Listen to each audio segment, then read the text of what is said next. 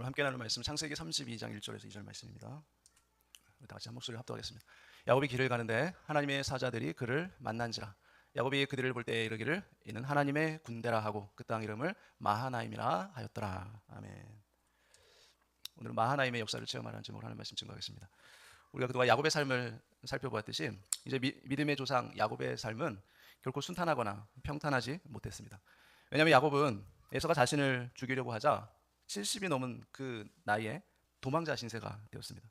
대부분 사람들이 이 야곱이 소년 시절에 에서와의 관계에 문제가 있어서 집을 떠나서 외삼촌 라반의 집에 갔다라고 생각하는데, 이 외삼촌 라반으로 도망칠 때 야곱의 나이가 70하고도 중반대쯤 됐을 때 나이예요. 그러니까 거의 고령의 나이죠. 70대 중반쯤 됐으니까.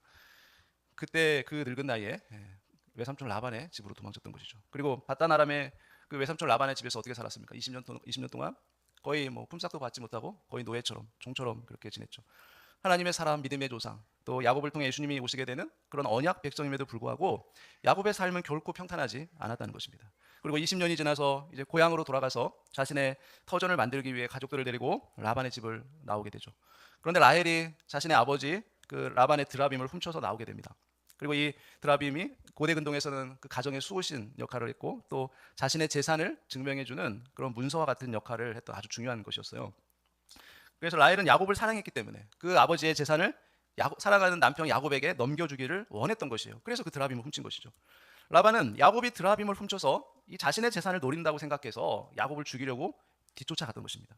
하지만 하나님께서 밤에 꿈에 라반에게 나타나서 야곱에게 손을 대지 못하도록 경고하셨죠. 그러자 라반은 하나님이 두려워서 어떻게 해요? 드라빔을 훔쳐간 야곱에게 아무 말도 하지 못하죠. 그리고 드라빔을 찾으려고 했지만 라헬이 안장 밑에 숨기는 바람에 그 드라빔을 찾을 수 없었던 것입니다. 그러자 라반은 당황해서 힘들게 평생 모은 자신의 재산을 이제 야곱에게 빼앗길 수 있다고 생각해서 야곱과 언약을 맺게 되죠. 이 약속을 통해 이제 절대 자신의 재산에 침범하지 못하도록 조치를 취한 것입니다. 이렇게 라반과 야곱이 헤어지고 나서 이제 야곱은 고향인 가나안 땅으로 돌아가려고 하는 것이죠.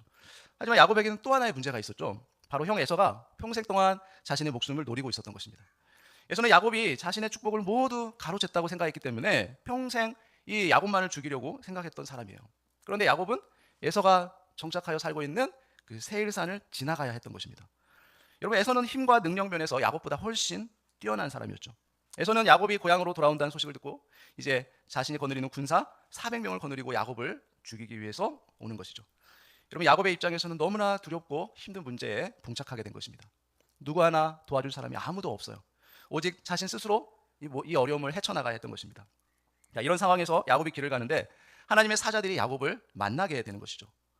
야곱은 혼자 문제를 풀어가야 할 줄로 알았는데 하나님께서 계속해서 야곱을 어때요? 지키고 있었던 것이에요.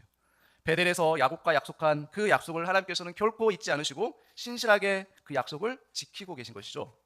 야곱이 가는 길에 하나님의 사자들이 야곱을 보호하려고 찾아온 것이에요. 그럼 우리는 오늘 말씀을 통해서 무엇을 깨달아야 할까요? 나에게 너무나 힘들고 도저히 풀기 어려운 그런 인생의 문제가 우리에게 닥친다고 할지라도 나 혼자가 아니라 하나님께서 함께하고 있다는 것을 우리가 깨달아야 한다는 것이에요. 여러분, 예수님은 저와 여러분의 인생에 언제나 함께 계셔서 우리를 지키신다는 것을 여러분 믿으시길 바랍니다. 오늘 이 시간 말씀을 통해서 하나님의 능력과 권능이 우리와 함께하고 있다는 것을 여러분 믿으시길 바랍니다. 오늘 1절 말씀 보겠습니다. 32장 1절에 보면 야곱이 길을 가는데 하나님의 사자들이 그를 만난지라라고 말하죠. 이제 야곱이 라반과 헤어지고 나서 고향으로 발길을 돌려서 길을 가고 있었습니다. 야곱은 많은 생각들이 자신의 머릿속을 스쳐가고 있었을 것이죠. 20년 동안 고향 땅에 가고 싶었지만 갈 수 없는 상황에서 그 고향을 떠나올 때는 자신 혼자 있지만 지금 어때요? 두 아내와 자녀들을 함께 데리고 고향으로 향하고 있는 것이죠. 그런데 고향을 향하는 야곱의 발걸음이 가볍지만은 않은 것이에요. 왜 그래요? 자신의 형 에서가 자기 목숨을 노리고 있기 때문에 그래요. 20년 전에 자기를 죽이려고 해서 고향을 떠날 수밖에 없었는데 이제는 고향으로 돌아가려고 하니까 형 에서가 또 문제인 것이죠. 자, 이런 상황에서 많은 고민을 하면서 길을 걸어가는데 갑자기 야곱의 눈앞에 하나님의 사자들이 나타난 것이에요. 우리는 이것을 보면서 영적으로 깨달을 수 있는 것이 뭐냐면 야곱은 영적인 사람이었다는 것이죠. 왜냐하면 하나님의 사자를 여러분 아무나 볼 수는 없기 때문에 그래요. 여러분, 육적인 사람은 절대로 하나님의 사자를 볼 수 없습니다. 영적인 눈이 열리지 않으면 절대로 하나님의 사자를 볼 수가 없는 것이죠. 그런데 야곱은 하나님의 사자를 보았다는 것이죠. 여러분, 열왕기와 6장 16, 17절에 보면 우리가 잘 아는 말씀이에요. 대답하되 두려워하지 말라. 우리와 함께한 자가 그들과 함께한 자보다 많으니라 하고 기도하여 이르되 여호와여 원하건대 그의 눈을 열어서 보게 하옵소서 하니 여호와께서 그 청년의 눈을 여심해 그가 보니 불말과 불병거가 산에 가득하여 엘리사를 둘렀더라라고 말하죠. 여러분 이 말씀은 아람 왕이 이스라엘 선지자인 이제 엘리사를 죽이기 위해서 도단에 있는 엘리사의 성읍을 에워싸서 죽이려고 하는 상황입니다. 그런데 아침에 이 엘리사의 사환이 밖에 나가 보니까 어때요? 아람 군대가 자신들을 둘러싸고 있는 것을 보고 두려워해서 엘리사에게 말하는 장면입니다. 근데 엘리사는 뭐라고 얘기해요? 아주 태평하게 두려워하지 말라라고 얘기하고 있어요. 사환은 두려워 벌벌 떨고 있는데 엘리사는 아주 태평하게 두려워하지 말라고 얘기하죠. 여러분 왜 그렇습니까? 우리와 함께한 자가 어때요? 그들과 함께한 자보다 많으니라라고 엘리사가 얘기합니다. 그러니까 사환의 눈에는 보이지 않는 것이에요. 하나님의 군대가. 그러자 엘리사가 기도하죠. 하나님께 기도해서 그 사환의 눈을 열어서 보게 해달라고 기도하자 사환의 눈이 열려서 어떻게 뭘 봅니까? 불말과 불병거가 그 산에 가득하여 엘리사를 둘러싸고 있는 것을 보게 된 것이에요. 영적으로 눈이 열려서 하나님의 군대를 보게 된 것이죠. 이렇게 육의 사람들은 하나님의 군대를 볼 수가 없는 것이에요. 하지만 야곱과 엘리사와 같은 영의 사람들은 영적인 눈이 열려 있었기 때문에 하나님의 군대를 볼 수 있었던 것입니다. 이 시간 저와 여러분도 우리가 살아가면서 영의 눈이 열려서 하나님의 군대를 보면서 신앙생활할 수 있는 저와 여러분 되시길 바랍니다. 육의 사람이 되면 결국 세상에서 내 힘과 내 경험으로 내 문제를 해결하려고 하다가 결국엔 더 힘든 상황 속으로 빠져버리게 되죠. 하지만 하나님의 군대를 믿고 주님 안에서 문제를 맡기면 어떻게 돼요? 이 에서와 같은 아무리 큰 문제들도 해결될 줄 믿습니다. 여러분은 문제가 있을 때 하나님께 해결해 달라고 맡기십니까? 아니면 그 문제들을 여러분이 어떻게든 해결하려고 발버둥 칩니까? 육적인 사람은 내가 내 힘으로 해결하려고 하죠. 영적인 사람은 어떻게 해요? 영안이 열려서 하나님께 맡기죠. 그리고 하나님께서 해결해 주실 것을 믿고 두려움 없이 평안함 가운데 문제를 해결해 주실 그 주님을 의지하며 살아가게 되죠. 그런데 우리가 이 야곱의 이름의 의미를 이해해야 야곱의 신앙을 이해하게 되고 또 우리 신앙생활을 어떻게 해야 될지 알 수 있어요. 이 야곱이라는 단어는 히브리어로 아야코브. 이 단어는 아카브에서 왔는데 발꿈치를 잡다, 뒤에 있다, 숨기다라는 뜻에서 유래됐어요. 그러니까 야곱은 태어날 때 에서의 형 에서의 발꿈치를 잡고 나왔죠. 야곱은 어머니 리브가의 뱃속에서부터 이미 자신이 장자가 되기를 원했던 사람이에요. 야곱은. 그리고 하나님은 영적인 장자로 이미 야곱을 선택하셨죠. 하지만 육적으로 먼저 나온 자는 누구예요? 야곱이 아니라 에서죠. 에서가 육적으로 먼저 나왔죠.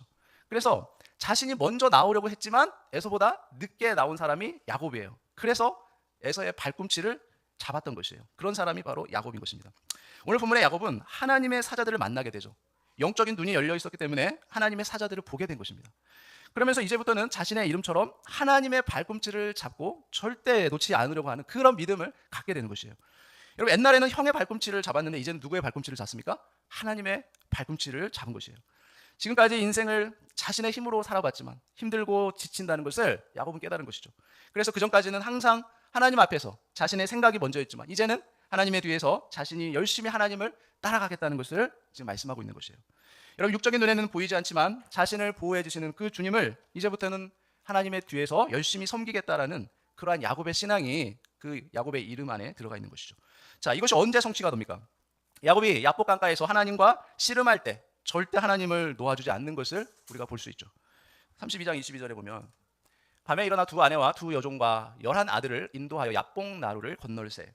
이제 야곱은 자신의 아내, 그다음에 자녀들, 그다음에 종들과 모든 소유를 먼저 보내죠. 그리고 나서 자기는 혼자 야복 나루에 이제 남게 됩니다. 자, 이때 하나님께서 야곱에게 씨름을 걸어오게 되죠. 그리고 야곱은 그의 이름처럼 자신을 축복해 주지 않으면 결코 나는 당신을 놓지 않겠습니다라고 하면서 끝까지 축복을 받을 때까지 하나님을 놓아주지 않죠. 이것이 바로 주님의 발꿈치를 끝까지 붙잡는 것이에요. 여러분 야복이라는 단어는 히브리어로 야보크입니다. 이 단어는 바카크라는 단어에서 유래됐어요. 쏟아붓다, 무너뜨리다, 쇠약하다라는 뜻이 있어요. 그러니까 야곱은 야복강에서 하나님을 만나서 인생이 완전히 달라지게 되죠. 자, 끝까지 하나님과 겨루어서 축복을 받게 됩니다. 그러면서 자신의 육성은 죽고 이제 영성이 살아나게 돼요. 하나님께서는 야곱의 육적인 인생의 삶을 이제 무너뜨려 주시죠. 그리고 자신의 생각과 자신의 의를 이제 쇠약하게 만들어 주셨던 것이에요. 그러면서 하나님의 은혜를 쏟아부어 주셔서 그의 이름을 이제 야곱에서 이스라엘로 바꾸어 주신 것입니다. 저와 여러분에게도 이 야복과 같은 역사가 있어야 하는 것이에요. 내 힘과 내 경험과 세상 것을 의지하지 않고 오직 예수 그리스도와 그와 더불어 씨름하면서 하나님께 축복을 받는 자가 되어야 될 줄로 믿습니다. 삶이 조금만 힘들면 우리가 낙심돼서 교회를 떠나고 주님을 떠나는 그런 나약한 육적인 신앙이 아니라 영적으로 우리가 훈련을 받아서 인내하는 영성의 사람으로 변화를 받아야 하는 것이에요. 그래서 여러분 모두가 육적인 야곱을 죽이고 영적인 이스라엘, 하나님의 사람으로 이 시간 거듭나는 역사가 있기를 바랍니다. 우리들도 어떠한 어려운 순간이 온다고 하더라도 끝까지 주님의 손을 놓지 말아야 되는 것이죠. 야곱처럼 끈질기게 주님을 붙잡고 축복해달라고 매달려야 하는 것이에요. 야곱은 하나님의 은혜가 아니면 이 에서의 문제를 해결할 방법이 없었기 때문에 주님께 간절히 매달렸던 것이에요. 우리들도 예수 그리스도의 은혜가 아니면 이 에서와 같은 우리 인생의 문제를 도저히 해결할 방법이 없는 것이에요. 그러니 우리가 세상의 힘을 의지할 것이 아니라 오직 예수 그리스도의 능력을 의지해야 될 줄로 믿습니다. 오늘 1절 말씀 다시 볼게요. 야곱이 길을 가는데 하나님의 사자들이 그를 만난지라. 여기서 만난지라라는 단어는 히브리어로 파가예요. 파가. 만나다, 구하다, 강권하다라는 뜻이 있습니다. 하나님의 사자들이 길을 걸어가고 있는 야곱을 만났습니다. 야곱은 하나님의 사자라는 것을 금방 알아보고 자신의 문제를 강권하여 해결해 주기를 원하죠. 야곱은 자신의 문제를 스스로 절대 해결할 수 있는 방법이 없다고 생각했던 것이에요. 그래서 고민하고 있었는데 하나님의 사자를 마침 보게 된 것이죠. 여러분 얼마나 기뻤겠어요. 야곱이 정말 가뭄의 단비를 만난 것 같은 그런 기쁨이었을 것입니다. 그래서 야곱은 하나님의 사자들을 보자마자 열심히 간구했던 것이에요. 앞으로 하나님의 사자들이 이제 계속해서 야곱을 떠나지 않고 함께 있으면서 에서의 문제를 해결해 줄 것이에요. 이처럼 우리들도 예수 그리스도께서 나와 함께 하셔서 나에게 있어서 에서와 같은 문제들을 모두 해결해 줄 것을 우리는 믿는 것이죠. 구원받은 백성들은 절대 하나님이 떠나지 않습니다. 성령으로 우리 안에 오신 주님도 절대 우리를 떠나시지 않죠. 야곱에게 하나님의 사자가 나타난 것처럼 이 시간 우리의 삶 가운데도 나를 보호하시는 하나님의 천사가 나타날 줄 믿습니다. 히브리서 1장 14절 모든 천사들은 섬기는 영으로서 구원받을 상속자들을 위하여 섬기라고 보내심이 아니냐라고 말해요. 여러분 하나님의 사자들은 섬기는 영이죠. 그래서 구원받을 상속자들을 위해서 섬기라고 보내심을 받았죠. 그렇다면 내가 예수 그리스도를 통해서 구속의 은혜를 받아 구원을 받았다면 여러분 하나님의 사자들이 어떻게 우리를 보호해 주시는 것이에요. 현재 저와 여러분들에게 어떤 문제가 있습니까? 가정의 문제, 여러분 관계의 문제, 또 어떤 영적인 문제, 또 어떤 질병의 문제, 또 물질의 문제, 그런 문제들이 있다면 오늘 야곱이 하나님께 응답을 받은 것처럼 우리들도 하나님의 사자들이 보호하여 주실 줄 믿습니다. 2절 말씀 보겠습니다. 야곱이 그들을 볼 때 이르기를 이는 하나님의 군대라 하고 그 땅 이름을 마하나임이라 하였더라 라고 말하죠. 야곱은 하나님의 사자들을 보면서 말하기를 이들은 하나님의 군대라고 말하고 있어요. 야곱은 영적인 눈이 열려 있었기 때문에 금방 하나님의 군대라는 것을 알아차렸습니다. 그리고 하나님의 군대가 나타난 장소를 이제 기념해서 뭐라고 얘기해요? 마하나임이라고 이름을 짓죠. 자, 그렇다면 우리들도 영적으로 눈이 열려 있어야만 하나님의 군대를 볼 수 있는 것이에요. 육적인 눈으로는 하나님의 군대를 볼 수가 없는 것입니다. 마하나임이라는 단어는 두 진영이라는 뜻과 두 군대라는 뜻이 있어요. 야곱이 마하나임으로 이름을 지은 것은 자신과 하나님의 두 진영을 의미하고 있습니다.